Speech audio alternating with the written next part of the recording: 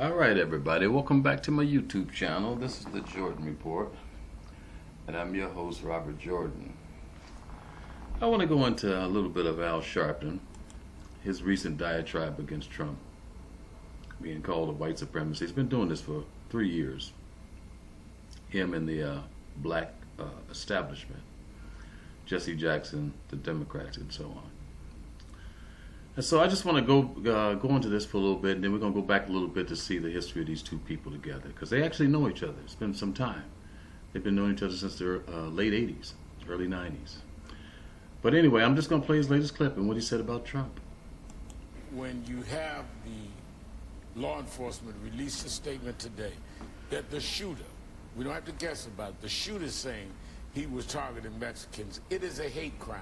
So all of this hogwash the president is talking about video games and other things, hogwash. This guy did not say I was watching video games. He did not say any of the excuses the president gave. He said I came at Mexicans. Who has been the orator of trying to demonize and denigrate Mexicans? Donald Trump. Go fast forward today. Donald Trump, who is brash and demanding, says, I talked to Mitch on the phone. Not that I told Mitch to get back here to Washington and have a special session. Not that I said the Senate ought to be doing this and break a day in their recess. And by the way, I'm on my way to the Hamptons to a fundraiser. Hurry up, because I've got to get out there and pick up some money. And then I'm going on an extended vacation. But trust me, even though I've lied to you every time before, trust me, after my vacation and my golfing, and after Mitch gets finished in Kentucky, we're going to do this. And what are we going to do? We're going to do background checks. We're not even going to talk about assault weapons. The fact of the matter is that this whole tape you played, where he says if they know guys are in there with a gun, they won't come, they came. Walmart is in a carry state. There was no way that 21-year-old didn't know people in that Walmart didn't have guns. They sell guns in Walmart. He didn't care anyway. He came in and started shooting, knowing somebody could have taken a gun off the rack and shot back. He was so full of hate and determined to do it. We are in a state of emergency, and we have a president that's on his way to the Hamptons and into the golf course. You're on this show every week. We have a lot of conversation about Donald Trump.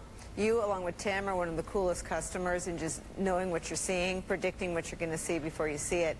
And I think you're speaking to the anger in this country that's boiling over, not just around the question of guns, but around this question of our complacency around race. And I think that we are co-signing it by ducking it. We're talking about a president that called a group of people based on their nationality rapist. We're talking about a president that said that those African nations and Haiti were S-hole countries.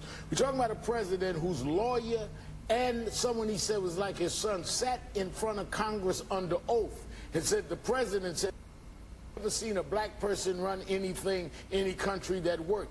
He is a white supremacist by his own statements and by the witnesses of his own lawyers. So why are we dancing around this, trying to be analytical? What are we looking at? You're looking at what you're seeing. Let's do something. Well, and Nicole.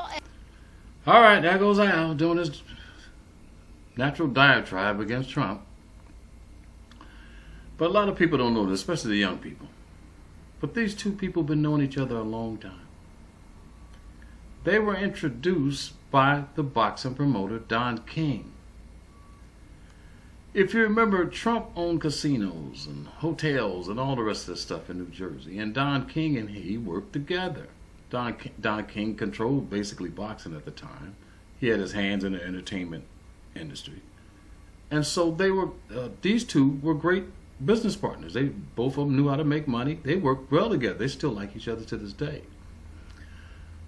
But Al was a friend of Don's. And so Don introduced Al to Trump. That's how Trump met him. This is the late 80s and the 90s.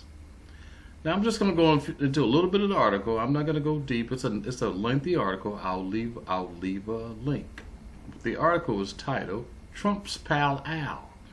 It was written September the 1st, 2015.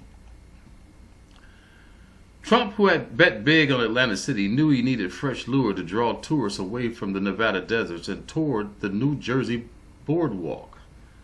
The man who could deliver star boxers to Trump and his casinos was Don King, the famed promoter. Here's Don King talking about how he introduced Al to Trump. We did business together, and we revolutionized Atlanta City, bringing in the biggest events that could be put forth, King tells NR, describing the mogul as dead set on building Atlantic City. King recalls how Trump would fly him in on a helicopter to negotiate deals that were done on a handshake. King was also close to Sharpton. He decided to introduce him to Trump. Both King and Sharpton say. At the time, King says, I was the one who subsidized Sharpton to give him that FU money so that you don't have to worry about going out there. He knew Sharpton was a street hustler and would go out there and get himself in trouble. That's what he's saying. So he gave him some money so he had to go hustle. He continues, I wanted Sharpton to meet this guy because he was a giant in the business community and a giant in the human community. King said he thought highly of Trump then, just as he does now. And he realized that Sharpton needed white allies. Trump was a white ally, and he was one with distinction and renown in the business world, King says. He said the relationship worked, King says, because Sharpton and Trump shared core values, among them commitment to higher rights of women and minorities. But other sources have suggested that Trump was more calculating. Supporting Sharpton would cement his relationship with King, which could allow Trump to continue booking major stars for Atlantic City. That makes sense. Trump was a businessman. Trump, I think, saw Sharpton as a hustler, and a hustler he could deliver the people he needed. Trump, I think, saw Sharpton. He's a businessman after all. So why wouldn't he do a deal with Sharpton if he could get Don King or James Brown or Mike Tyson, which is what he did. But last December, Trump appeared on Fox to discuss the murder of two New York City cops, whether Mayor Bill de Blasio and Sharpton had blood on their hands. He said, I know Sharpton very well, and I've always gotten along with him, to be honest with you, Trump said. There are those who say Sharpton likes Trump a lot. Al's a con man, and he knows it. I know it. Don King knows it. His friends and I go to the fights with Al, and they all know it. Okay, so that's King's. That's Trump's take on it. He knows these guys. These people have been knowing each other. They've had dealings with each other. If you go deep into the article, he talks about how he got helped Trump. He helped Al's girlfriend get an apartment in one of his Trump towers. So I'll leave a link to the article, and I want to move on to the next one. Because Jesse is another one of these people. Jesse also knows Trump very well. They've been friends a long time. Trump donated heavily to both of Jesse Jackson's presidential campaign. Here's an article where he's helped Jesse Jackson set up office to monitor corporate action on Wall Street. Trump donated office space to Jesse Jackson. As if Wall Street has not been frenetic enough in the recent weeks, it will soon have a new tenant who plans to shake it up even more, the Reverend Jesse Jackson. This is 1997, guys. January 16, 1997. So this goes back a long way. They don't know each other. Mr. Jackson yesterday announced plans to open an office on Wall Street next month that will bring his brand of capitalism to the epicenter of the world's financial system.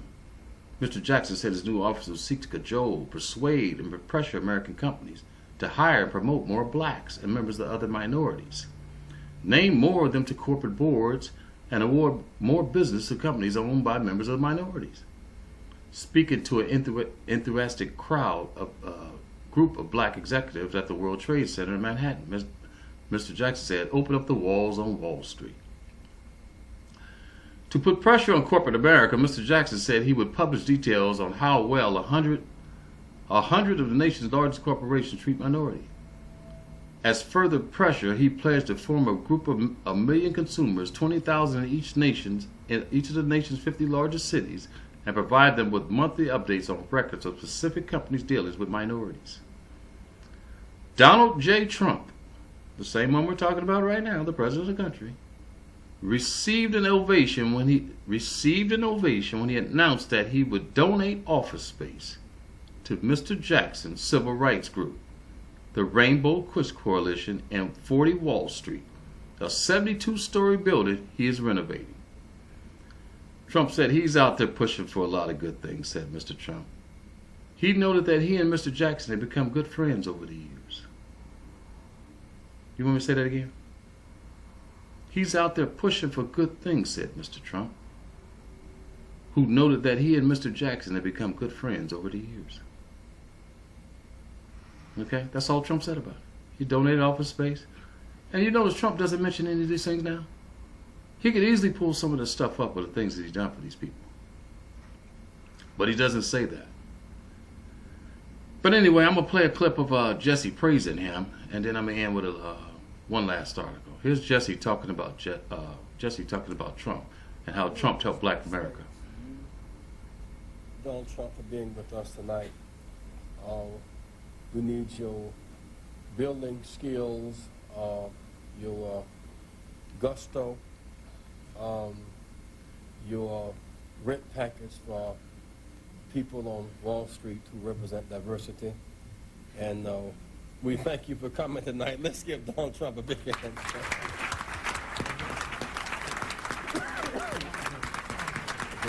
A big hand for Donald Trump. I now want to bring forth a friend who has, well, he is deceptive in that his social style is of such. One can miss his seriousness. Pay attention to what Jesse's saying. What he's saying is very true about Trump. It's too bad he didn't follow his own advice. And his commitment for their success is beyond argument. When we opened this Wall Street project and we talked about it, he gave us space at 40 Wall Street, which was to make a statement about our having a presence there.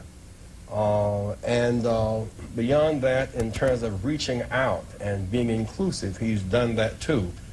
And created for many people a comfort zone when I ran for the presidency in 84 and 88.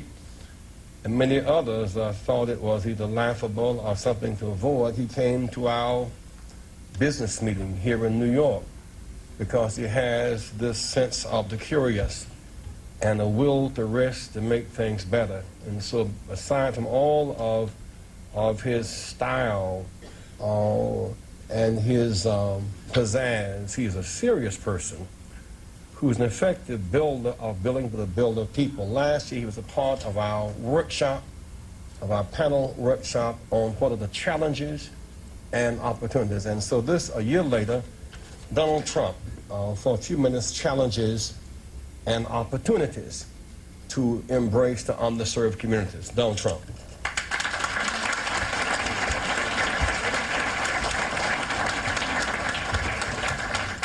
I will tell you, a large percentage of the people, and especially in construction, that are building these great jobs are black and minorities, and I'm very proud of it. We have close